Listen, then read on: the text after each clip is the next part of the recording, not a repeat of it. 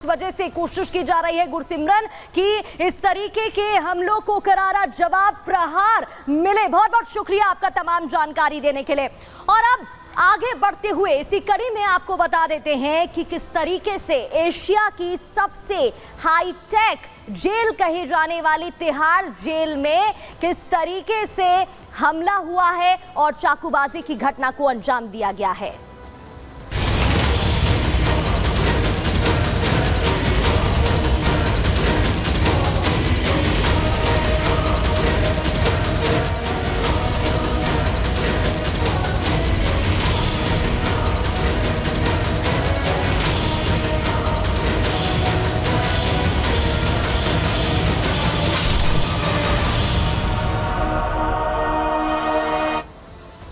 तो तिहाड़ में gang war, Tihar jail में ऐसा क्या हुआ है? और ये पहली बार तो नहीं हुआ है, फिर से गैंग वॉर की खबर है।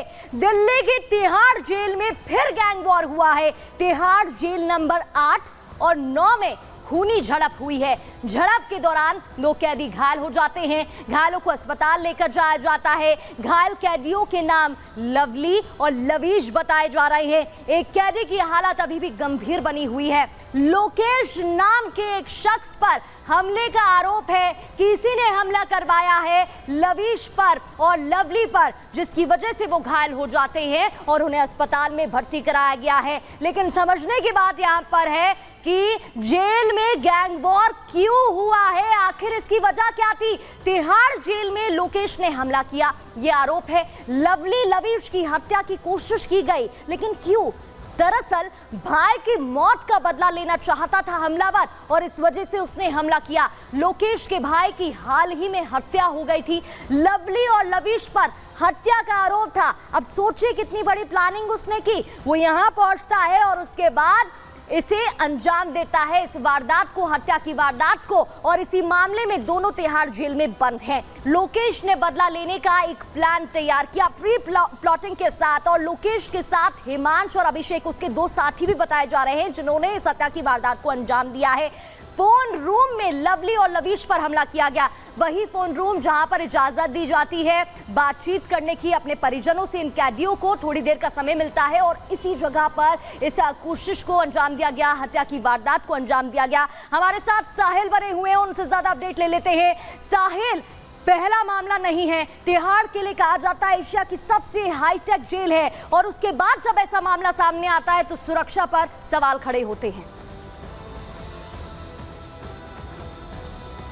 हाँ जी बिल्कुल, तिहाड़ जेल को एशिया की सबसे मानी जानी सुरक्षित जेल कहा जाता है, लेकिन ऐसा पहला मामला नहीं है कि तिहाड़ जेल के अंदर गैंगवारी हुई है, चाकूबाजी हुई है। क्योंकि बीते दिन लवली और लवीश नाम के 2 सगे भाइयों पे जेल के अंदर, यानी कि जेल नंबर 9 के अंदर कुछ कैदियों ने उन पर अटैक किया, जिसके बाद उनकी जो कंडीशन है वो सीरियस बनी हुई है। लेकिन इस पूरे मामले को लेकर अब कहीं दोबारा से तिहाड़ प्रशासन पर सवाल उठना शुरू हो जाए कि जेल जो है काफ़ी ज़्यादा सुरक्षा मानी जाती है। अंदर जो है तमिलनाडु पुलिस डिप्लॉय की जाती है, क्विक रिस्पॉन्स टीम को डिप्लॉय किया जाता है, लेकिन घटना के बाद ही तमिलनाडु पुलिस जो है वो घटना पे पहुंचती है। ऐसा क्यों? क्योंकि सवाली निशान सुरक्षा व्यवस्था पे खड़ा होना लाजमी है। क्योंकि इससे पहले भी जो बड़े बड़े गैंगस्टर तिहाड़ जेल में बंद थे, उनकी भी कुछ कैदियों ने चाकूबाजी कर उनको मौत के घाट उतार दिया था। हम पहले का आंकड़ा उठा के देखें तो gangster Tillu Tajpuriya, gangster Prince Tewatia, ऐसे कई जो गैंगस्टर वो जेल में बंद थे, लेकिन बहुत ही आसानी से जो कैदी हैं वो अपने बैरक से बाहर निकलते हैं, दूसरे बैरक में जाते हैं और बहुत ही सवाई से इस वारदात को अंजाम दे डालते हैं। लेकिन जब तिहाड़ प्रशासन से इन तमाम बातों पर जवाब मांगा जाता है तो तिहाड़ प्रशासन जो है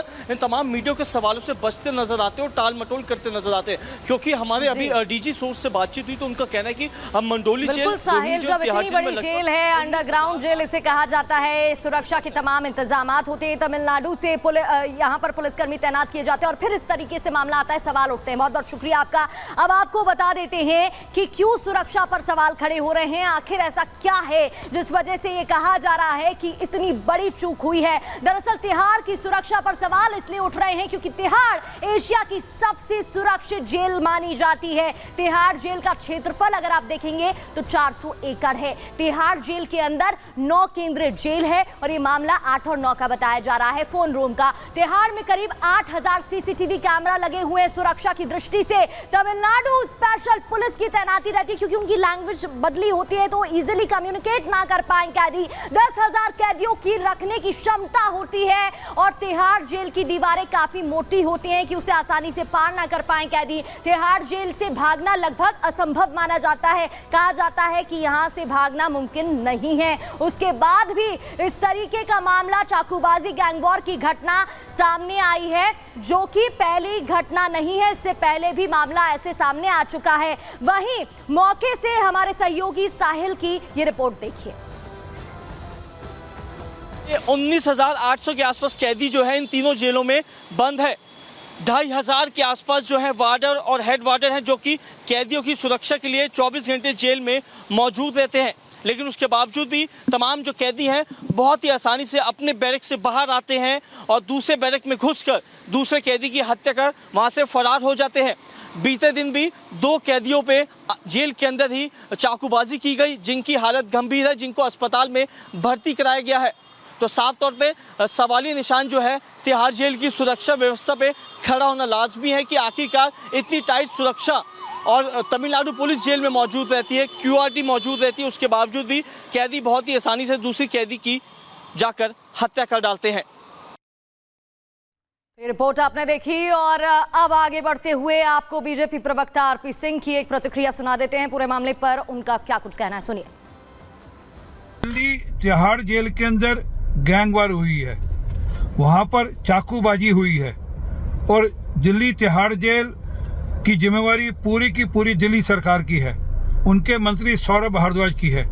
मैं अपेक्षा करता हूं कि वह इसकी तुरंत जांच कराएंगे और जो भी जेल अधिकारी इसमें इन्वॉल्व है, जिनकी गलती के कारण से या जिनकी अनगहली के कारण से यह गैंगवार हुई है, उनके खिलाफ सख्त से सख्त कार्रवाई कर उनको निष्कासित करेंगे और अपेक्षा करते हैं कि ऐसी हरकत दोबारा ना हो सके, कि इसकी पूर्णतः जिम्मेवारी दिल्ली सरकार की है, सौरभ भारद्वाज की है, जो कि दिल्ली के जेल मंत्री हैं।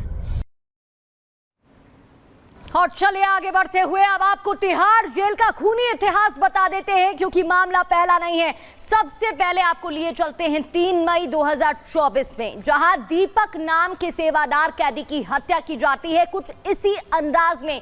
फिर 2 मई की वो तारीख जब गैंगस्टर, काफी बड़ा गैंगस्टर था टिल्लू ताजपुरिया, उसकी निर्मम हत्या होती है और वो CCTV फुटेज भी आपको याद होगा। फिर 14 अप्रैल 2023 गैंगस्टर प्रिंस की हत्या की जाती है और फिर 4 मई 2022 की बात करें तो असिस्टेंट सुपरिटेंडेंट अविश तोमर पर चाकू से हमला बोला जाता है यहीं पर। इतना ही नहीं, 10 जून 2022 की बात करें तो खूनी झड़प में 15 कैदी घायल हो जाते हैं। यहाँ फिर से खूनी झड़प होती है और उसके बाद 15 कैदी घायल हो जाते हैं। 9 जुलाई 2022 जब इमरान नाम का कैदी, जिस पर चाकू से हमला बोला जाता है, देखिए एक तरफ जहां सुरक्षा की इतनी बड़ी बड़ी बातें हो रही हैं, इतना बड़ा ये जेल माना जाता है, उसके बाद ये हमले, पहला हमला नहीं है, कई बार हमले सामने आ चुके हैं। 15 दिसंबर 2022 की अगर मैं बात करूं तो टिंकू नाम के कैदी की संदिग्ध मौत हो जाती है कुछ इसी तरह से।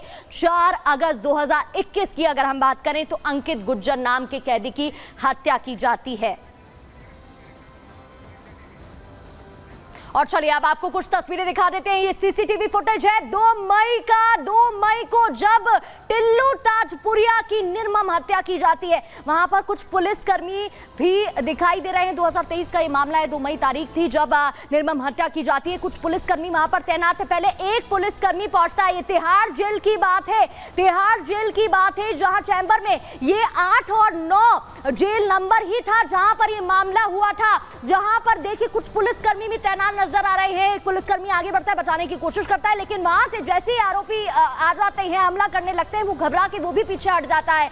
ये वो अप्रिय तस्वीरें, खौफनाक मंजर है जो उस वक्त सामने आया था। और टिल्लू ताजपुरिया की बात करें तो ये काफी बड़ा गैंगस्टर माना जाता है। अब आपको एक और तस्वीर दिखा देते हैं। ये भी तस्वीर इसी मामले से जुड़ी हुई है, जहां पहले ये हमला बोलते हैं और उसके बाद जब पुलिसकर्मी टिल्लू को बाहर ले जाते दिखाई दे रहे हैं तो वहां पर भी आरोपी पहुंच जाते हैं और वहां पर भी किसी हथियार से हमला करने लगते हैं और हमला करते हुए उसे घायल कर देते हैं। और ये भी बताया गया था कि करीब 100 बार हमला किया गया, एक बार